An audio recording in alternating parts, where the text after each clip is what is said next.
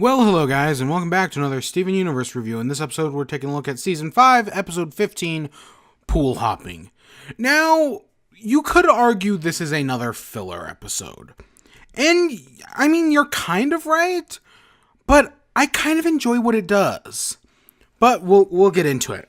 So it starts off, Steven's walking around, and he wants a donut, talking about how everything has changed, and then Garnet's working at the Big Donut for no reason. And she explains that the reason she's doing it is because as she pours the coffee, right, she's explained timelines are like a river, a lake, right, where they go off in any different direction. But she says there are some timelines she can't even see because they're connected to nothing else. So she's trying to act random to do stuff. And that's where the name pool hopping comes from. When I first heard the name pool hopping, I instantly thought of the Lords of Dogtown, where they clean out the pools and then go skateboarding in them.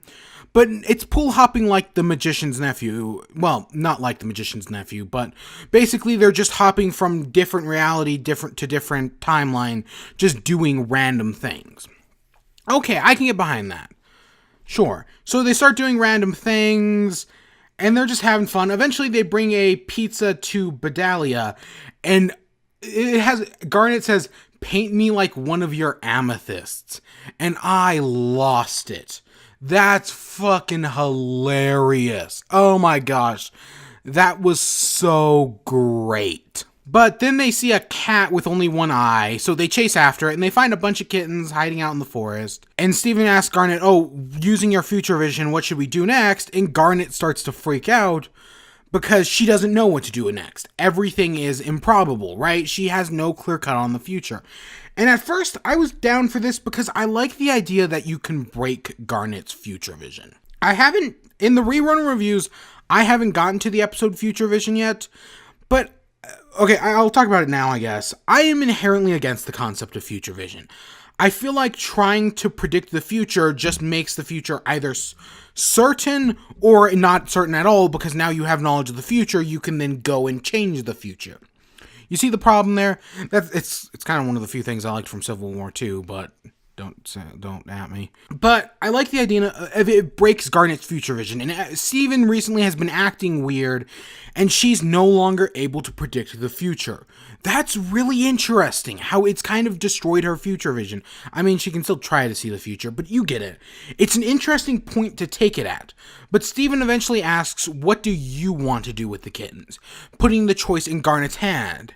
So it's less about seeing the future and more about seeing what's going on in the now. What's happening in the present. That's an idea I can get behind. I mean, that was kind of the idea behind Keystone Motel when you get down to the core of it. Well, one of the ideas behind Keystone Motel. So yeah, I'm totally on board with this idea. And Garnet eventually realizes the reason she's having trouble predicting Steven's future is because she still sees Steven as a baby, right? It's because we kind of get this whole thing where it's like, the mother realizing her son's grown up. And it's kind of sweet, and it's got the heart, and I kind of like that. But she decides to adopt the cat. Okay, fine. And then we ended off with a picture Bedalia painted of them, and yeah, I can see how you can say it's filler. I can see how that comes. But it does good character development for Garnet, and I don't think we've gotten that in a while. So I'm totally on board with it. Plus, I feel like it has the heart that it needs, right? The whole, you've grown up, that's a good thing, right? It's showing us how our characters are matured and how they're addressing that in universe, and how other characters, because I mean, we've seen how Steven is, but now we see how Garnet is. It's interesting. And then I like the idea of breaking Garnet's future vision.